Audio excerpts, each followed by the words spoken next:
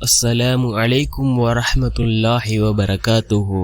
الحمد لله الذي نحمده ونستعينه ونستغفره ونؤمن به ونتوكل عليه أما بعد.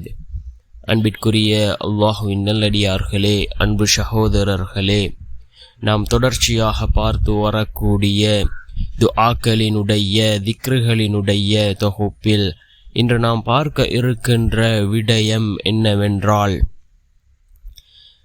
நாம் இந்த 3 வார்த்தைகளை கூறுவதன் மூலமாக அல்லாஹ் ஜல்ல சுப்ஹானஹு வ தஆலாவினுடைய ரஹ்மத் கிடைக்கும். எவ்வாறென்றால், வானத்தினுடைய கதவுகள் திறக்கப்பட்டு அல்லாஹ்வினுடைய ரஹ்மத் கிடைக்கும் என்று கூறினார்கள் ஸல்லல்லாஹு அலைஹி வஸல்லம் அவர்கள். அப்படிப்பட்ட மிகச்சிறந்த 3 வார்த்தைகளைத்தான் நாம் இன்றைய வீடியோவில் பார்க்க இருக்கின்றோம். அன்பார்ந்தவர்களே, அல்லாஹ்வின் நல்லடியார்களே, அதிகமானோர் நம்முடைய சேனலை சப்ஸ்கிரைப் செய்யாமல் பார்த்து கொண்டிருக்கின்றீர்கள். நீங்கள் சப்ஸ்கிரைப் செய்து லைக் இடுவதன் மூலமாக நமது சேனலில் உள்ள வீடியோக்கள் இன்னும் பல சகோதரர்களுக்கு கொண்டு போய் சேர்க்கப்படும். அவர்கள் அதனை பார்த்து பயனடைந்தால் அதற்குரிய கூலியை அல்லாஹ் உங்களுக்கும் வழங்குவான். அன்பார்ந்தவர்களே, அல்லாஹ்வின் நல்லடியார்களே, ரசூலுல்லாஹி ஸல்லல்லாஹு அலைஹி வஸல்லம் அவர்களை ஆச்சரியப்படுத்திய 3 வார்த்தைகளாக இந்த வார்த்தைகள் இருந்து கொண்டிருக்கின்றது.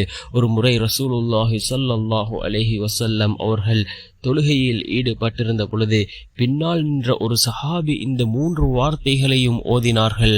அதனை கேட்ட ரசூலுல்லாஹி ஸல்லல்லாஹு அலைஹி வஸல்லம் அவர்கள் தொழுது முடித்ததும், யார் இந்த வார்த்தைகளை ஓதியது என்று கேட்டுவிட்டு, இந்த வார்த்தைகளின் காரணமாக வானத்தினுடைய கதவுகள் திறக்கப்பட்டு அல்லாஹ்வினுடைய ரஹ்மத் இறங்குகிறது என்று கூறினார்கள் ஸல்லல்லாஹு அலைஹி வஸல்லம் அவர்கள்.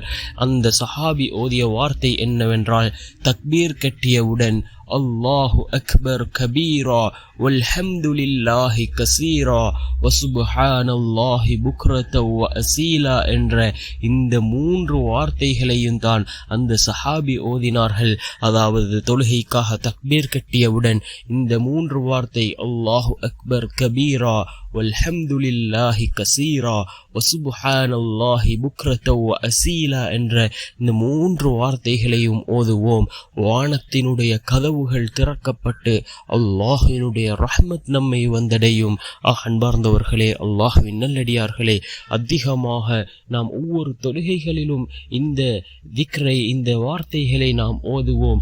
நிச்சயமாக அல்லாஹ்வினுடைய ரஹ்மத் நம்மை வந்தடையும். வல்ல நாயன் நம் அனைவரின் பாவங்களையும் மன்னித்து உயர்ந்த ஜன்னத்துல் ஃபிர்தௌஸ் என்ற சுவனத்தில் நம் அனைவரையும் ஒன்று சேர்ப்பானாக.